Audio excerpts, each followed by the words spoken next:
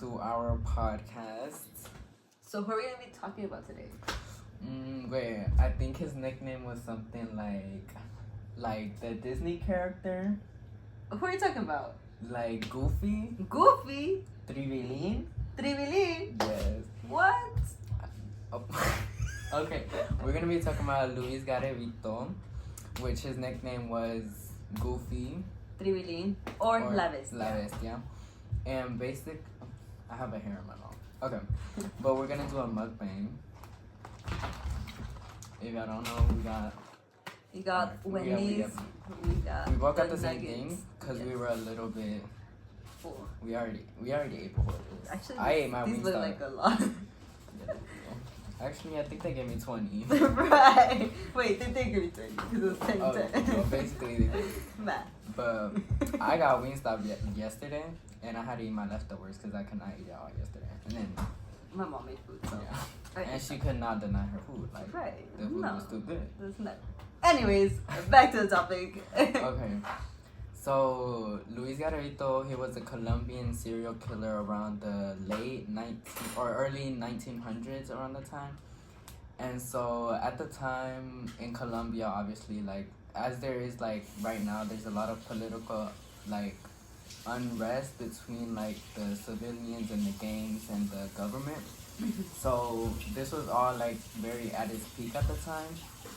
Colombia was at a harsh political unrest when Luis Garavito was born, as also like when he was like doing his actual killing.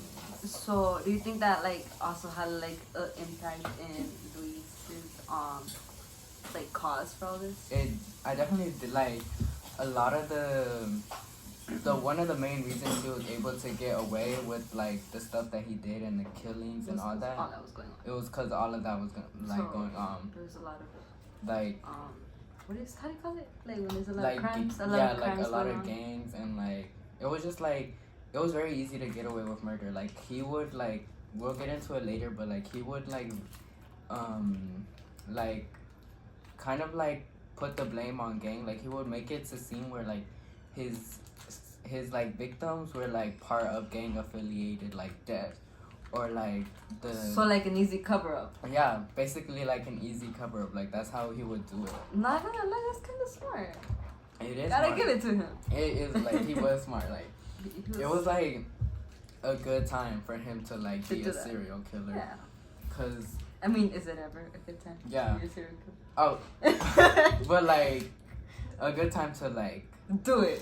Yeah. Cause at the time, like Medellin, Colombia was like known as like the murder capital of the world. Like when you got a city name like that, like it's pretty easy to get away with murder. Is it Karol G from there? Yeah. We gotta represent. Like he's Colombian. That's probably why we chose him, cause he was Colombian. Because he was Colombian. Like before this, we chose like who was it? Anna Mare Cotton or something. I don't know who that girl is, but she was born. So but we said let's represent. Not in the best way, but a win is a win. A win is a win. Like it's representation no matter what. So it works. Anyways, moving on. We believe that all that really did have something to do with it, because that was like his little cover up. He was smart with it. He was smart. Yeah.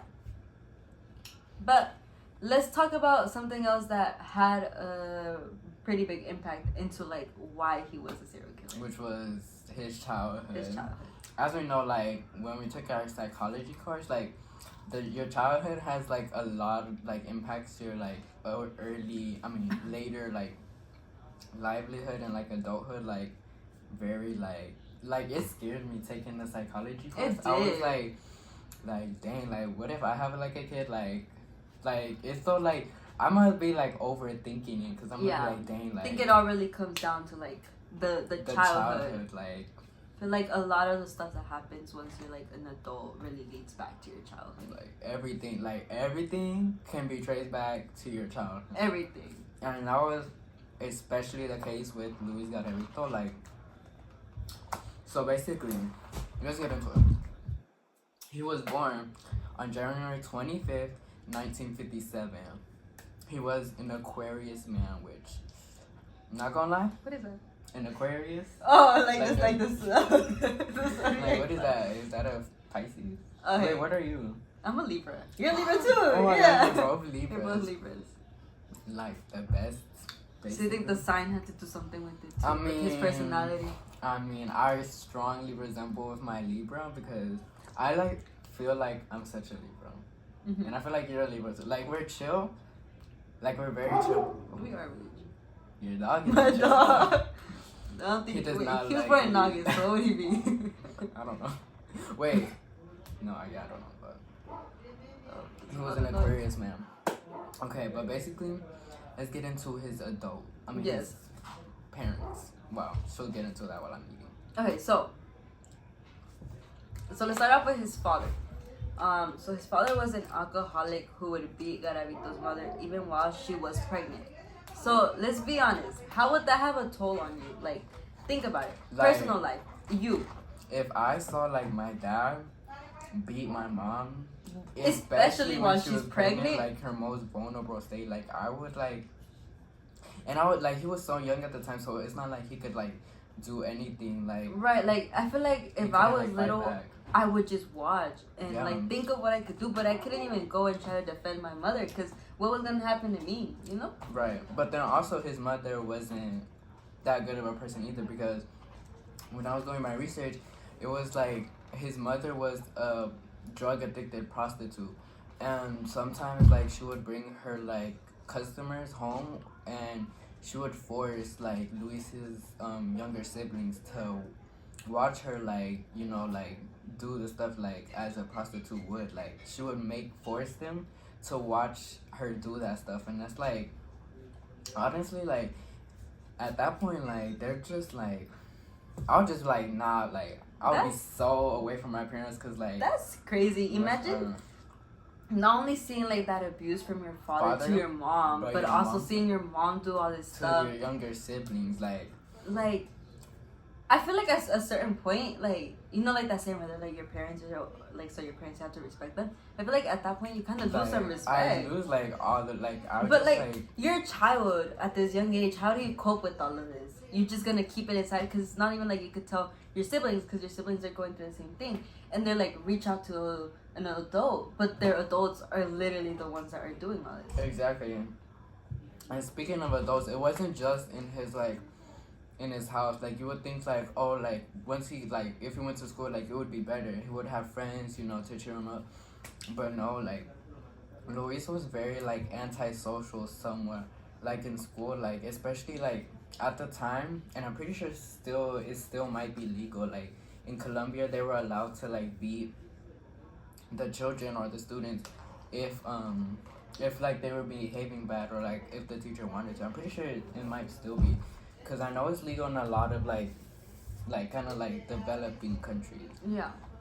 Like there's like, so his teachers would like very like they would beat him at school, and it was just like, and then like at one point like at one time he like lashed out, and he just lashed out in like classroom because he just got tired of the teachers like beating him, and as well as like his students. Like he had a lot of bullies like in school, like they would just bully him because of his glasses. He wore glasses when he was like, so like they always like they kind of always bully the person with the glasses because like, oh, you can't see.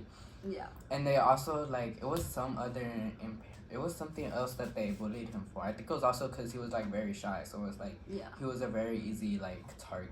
I mean, this kid went through it all.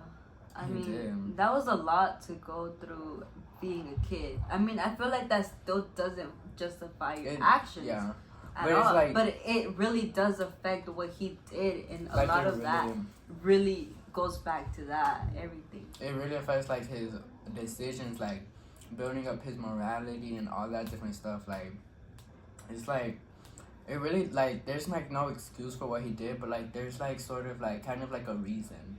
Yeah, there's truly a reason There's behind reason, it. but like And I not really really, an excuse. I really do believe if his childhood wasn't like that, he wouldn't have done that. like, and it goes back to like the environment you grow up in is like what would basically dictate your like the rest of your life. Like, Yeah.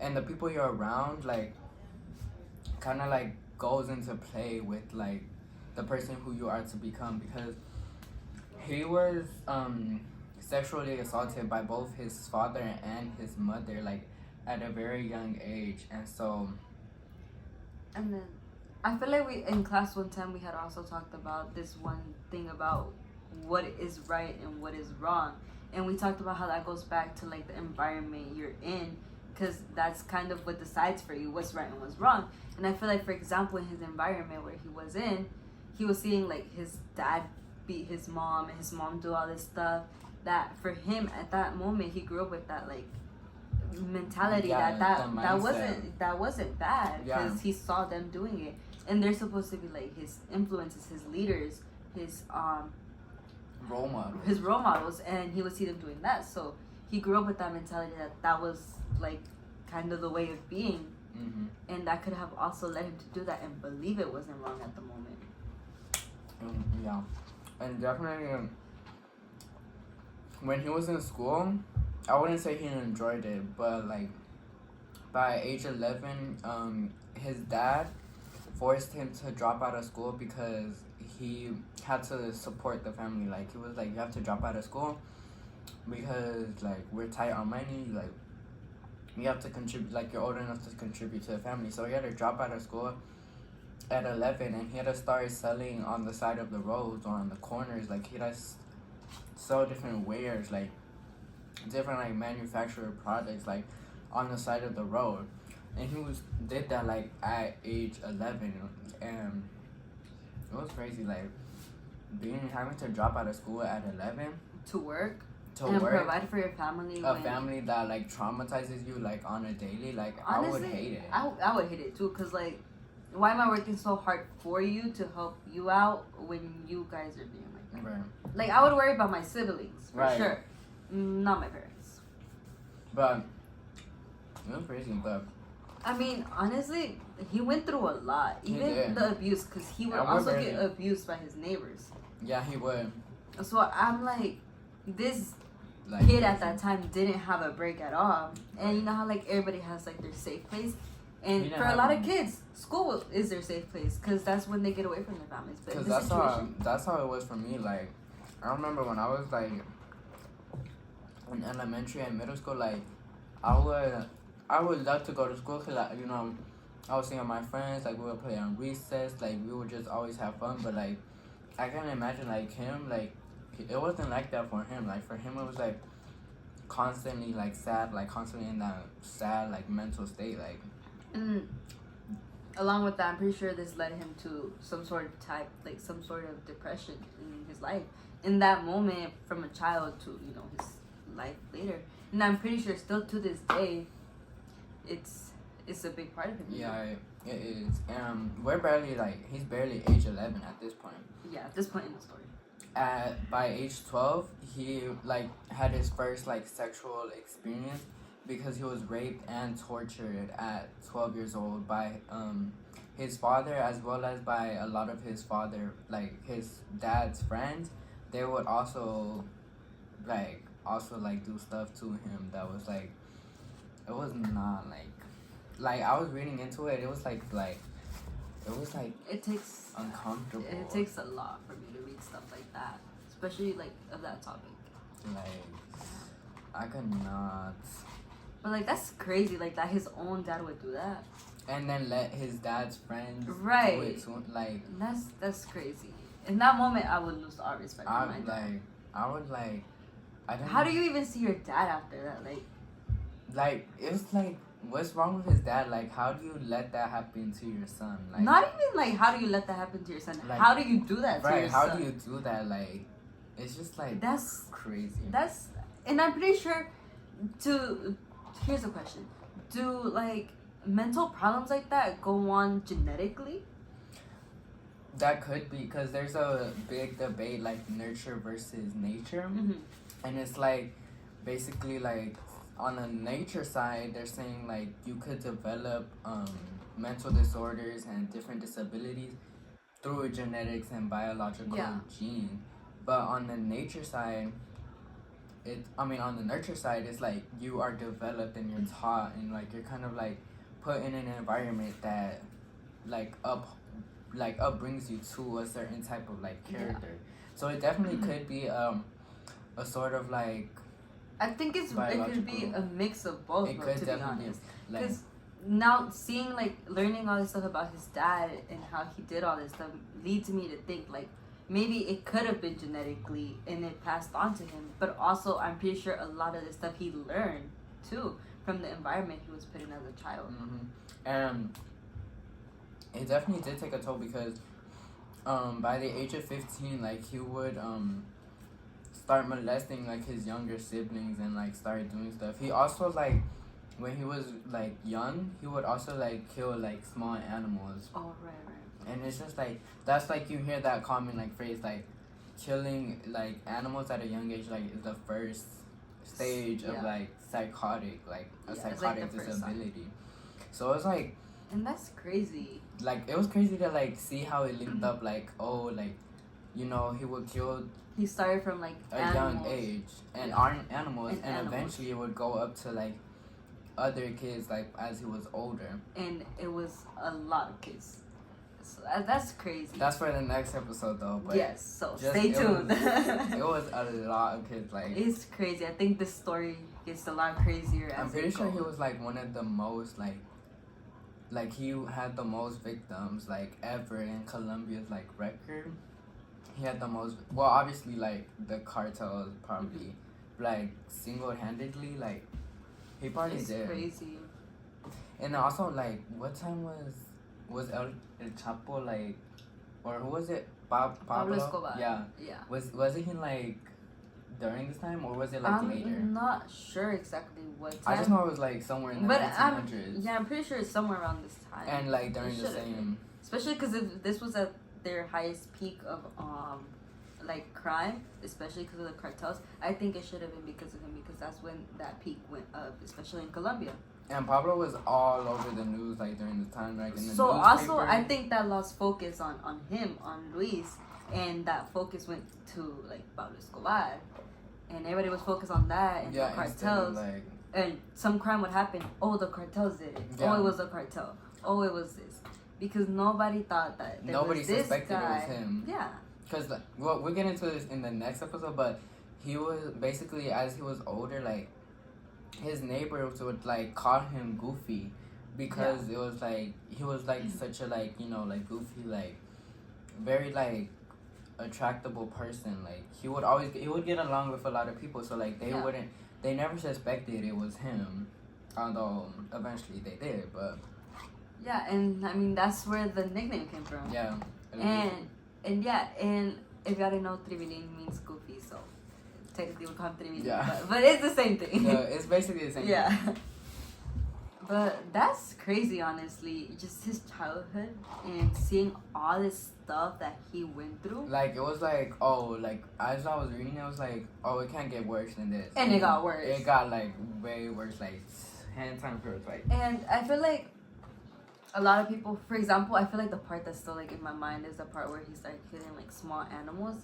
And I feel like a lot of people wouldn't be like, oh, that's not, like, a big problem. Like, it's not that big of a deal. I mean, because we all, like, kill flies. And yeah, stuff, but when you think about it, and you're a kid, and you're, like, at a young age, and you kill an animal, and like, you feel some sort of, like, pleasure in doing like, that. Enjoyment, like, you know there's something going on. There's something, like, definitely, like, mentally wrong with him. Because then that becomes almost like a drug, you know? Like dopamine. Like it releases dopamine, yeah.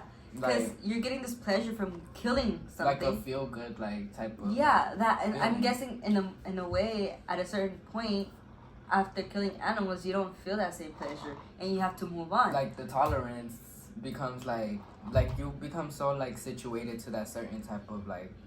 At a certain point, like you don't feel anything anymore. Yeah, so you have to start to move get on, something stronger, which would probably be led to the children. The children. And like also he probably got pleasure from like molesting his, like siblings. They probably like elevated.